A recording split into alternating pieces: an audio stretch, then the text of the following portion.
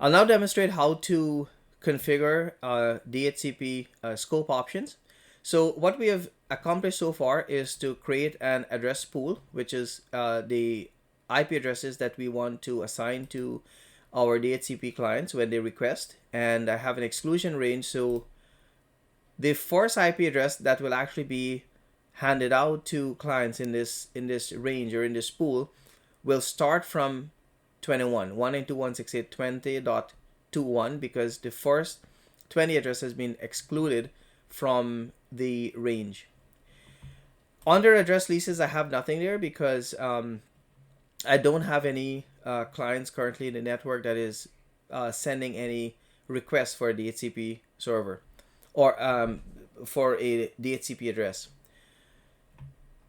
Under scope options, these are some options that we would like to add in our DHCP scope. And we have a whole lot of options that we can configure. There are some settings that we would absolutely like to assign to our clients, such as DNS address and router address and perhaps a time server. But there are many options that we can include. Now let's look at some of the options that we can configure. So if you right click on scope options, you have the option of this option here that pops up, configure options. And these are all the different things that you can actually configure in the option so that the DHCP server will not only hand out IP address and subnet mask when a client requests it, but it can also give out all of these addresses here. For example, our router. So let's assume, according to our document here, we have a router with an IP address of 192.168.20.20. So let's assume that this router is real and this is our actual IP address of the router. We can include that and put the IP address here. We can add that. If we have a time server in the network, this is also another very important feature. You can have a server in the network that is dedicated to sync with a world time clock, and that server will periodically contact a say for example an external time clock server and sync its time. So what this option will do is it will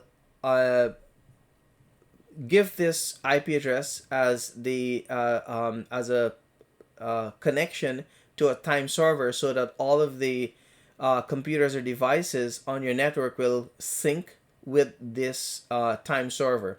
So it means that all your devices will have the correct time when they're connected to the network. So let's assume that this domain controller is our time server, that we want to use this as our time server. We can put in this IP address, which is 192.168.20.1. That's the IP address of this server. And I'm just assuming that the domain controller, the actual DHCP server, is our time server as well. I'm going to go ahead and add that. DNS server is another very important address to add. And we know that DNS, without our DNS, without a proper configuration of our DNS, we cannot get to, for example, the internet or get to other networks. DNS is a very crucial part of our network, especially when it comes to computers connected to a domain. And if you want to get out from your network to other networks or to the internet, for example. So DNS, I'm assuming again that this server that I'm working on, the domain controller is also our DNS server. We can go ahead and add this computer IP address as the DNS server. So 192.168.20.1 is the IP address of this server. And I can also assign an external DNS server. For example, I can use there are other servers available that can resolve name to IP addresses. You will use these external servers only for reaching websites. So a DNS a backup DNS server is always very important to have in your network, so you can have multiple internal DNS servers. In this case, I only have one, so I'll just leave one, and I'll put one external DNS server. So Google address for has an external DNS server, multiple DNS server that you can actually use. So I'm going to use the Google DNS server, which is 8.8.8.8, and I'll add that.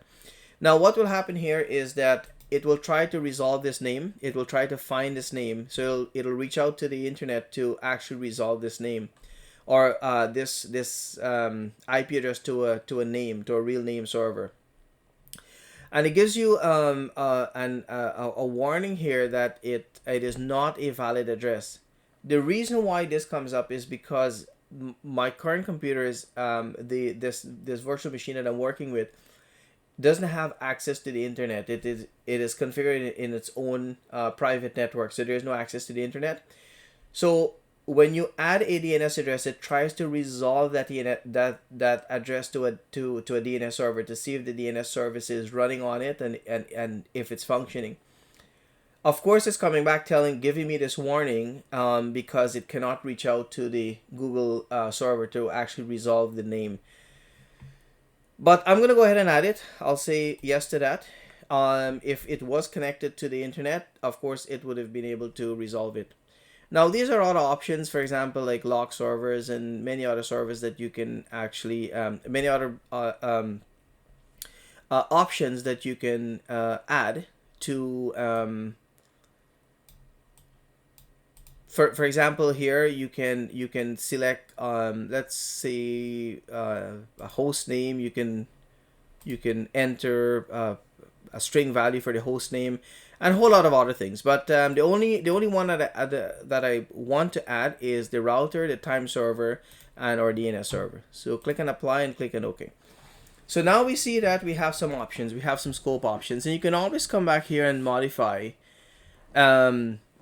these options. For example, if you have another router that you want to add, or you want to add, like, change the time server, you can always come here and to the scope options and do that. Okay.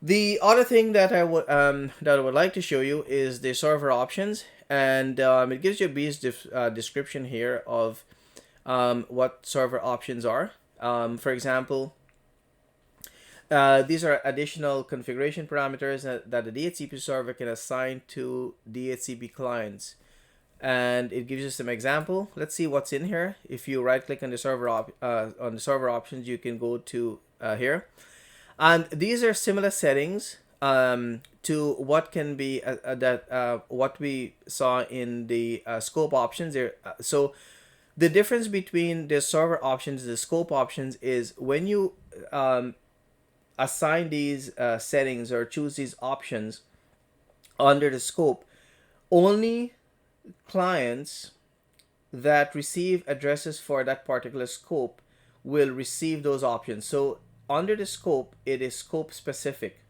But if you configure the options on the server options, then these settings will be true for all of the scopes that you have configured.